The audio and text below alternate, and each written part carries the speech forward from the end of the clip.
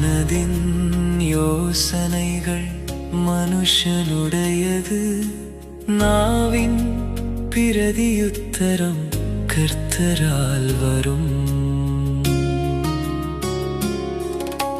மனுஷனுடைய வழிகளெல்லாம் அவன் பார்வைக்கு சுத்தமானவைகள், கர்த்தரோ ஆவிகளை நிறுத்து பார்க்கிறார்.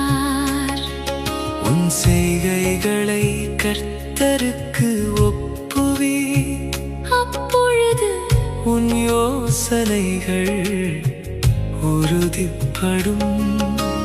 கர்த்தர் சகலத்தையும் தமக்கென்று படைத்தார், தீங்கு நாளுக்காக துன்மார்க்கனையும் உண்டாக்கினார். மனமேட்டிமையுள்ளவனவனும் கர்த்தருக்கு அருவருப்பானவன், கையோடே கை கோர்த்தாலும் அவன் தண்டனைக்கு தப்பான். கிருபையினாலும் சத்தியத்தினாலும் பாவம் நிவிர்த்தியாகும். கர்த்தருக்கு பயப்படுகிறதினால் மனுஷர் தீமையை விட்டு விலகுவார்கள்.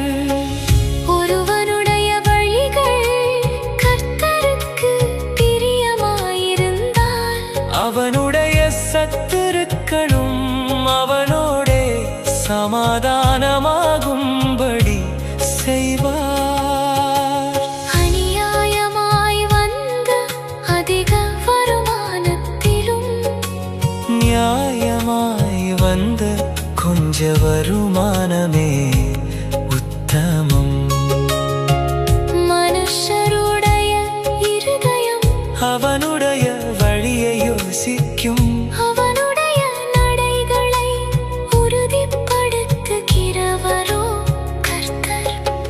ராஜாவின் உதடுகளில் திவ்ய வாக்கு பிறக்கும், நியாயத்தில் அவன் வாய் தவறாது. சுமுத்திரையான நிறை கோலும் தராசும் கர்த்தருடையது. பயிலிருக்கும் நிறைக்கல்லெல்லாம் அவருடைய செயல். அநியாயம் செய்வது ராஜாக்களுக்கு அருவருப்பு, நீதியினால் சிங்காசனம் உறுதிப்படும். நீதியுள்ள உதடுகள் ராஜாக்களுக்கு பிரியம், நிதானமாய் பேசுகிறவனில் ராஜாக்கள் பிரியப்படுவார்கள். ராஜாவின் கோபம் மரண தூதருக்கு சமானம். ஞானமுள்ளவனோ அதை ஆற்றுவான். ராஜாவின் முகக்களையில் ஜீவன் உண்டு, அவனுடைய தயை பின்மாறி பெய்யும் மேகத்தை போலிருக்கும். பொன்னை சம்பாதிப்பதிலும் ஞானத்தை சம்பாதிப்பது, எவ்வளவு உத்தமம். வெள்ளியை சம்பாதிப்பதிலும் புத்தியை சம்பாதிப்பது எவ்வளவு மேன்மை.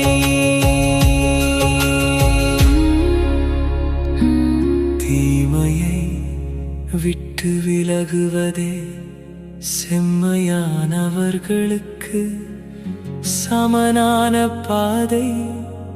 தன்னடையை கவனித்திருக்கிறவன் தன் ஆத்துமாவை காக்கிறான். அழிவுக்கு முன்னானது அகந்தை, விழுதலுக்கு முன்னானது மனமேட்டிமை. அகங்காரிகளோடே கொள்ளை பொருளை பங்கிடுவதை பார்க்கிலும் சிறுமையானவர்களோடே மனத்தாழ்மையாயிருப்பது நலம். விவேகத்துடன் காரியத்தை நடப்பிக்கிறவன் நன்மை பெறுவான். கர்த்தரை நம்புகிறவன் பாக்கியவான். இருதயத்தில் ஞானமுள்ளவன் விவேகி என்னப்படுவான். உதடுகளின்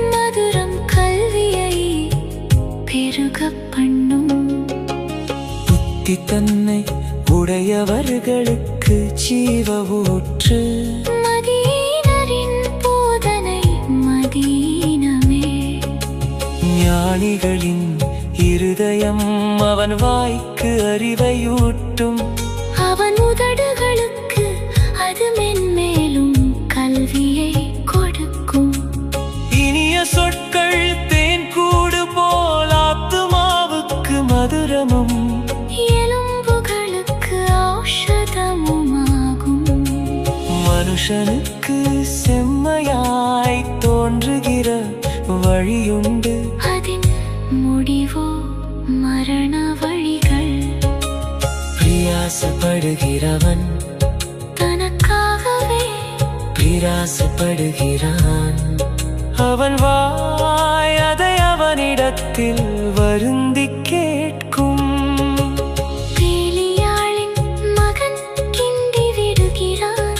எரிகிற அக்கினி போன்றது அவன் உதடுகளில் இருக்கிறது.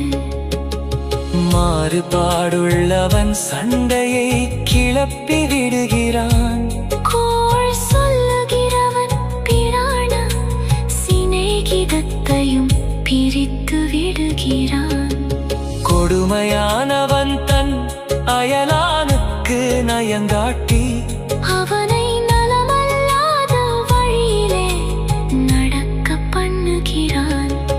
அவன் மாறுபாடானவைகளை யோசிக்கும்படி தன் கண்களை மூடி தீமையை செய்யும்படி தன் உதடுகளை கடிக்கிறான். நீதியின் வழியில் உண்டாகும் நரைமயிரானது மகிமையான கிரீடம். பலவானை பார்க்கிலும் நீடிய சாந்தமுள்ளவன் உத்தமன். பட்டணத்தை பிடிக்கிறவனை பார்க்கிலும் தன் மனதை அடக்குகிறவன் உத்தமன். சீட்டு மடியிலே போடப்படும் காரிய சித்தியோ கர்த்தரா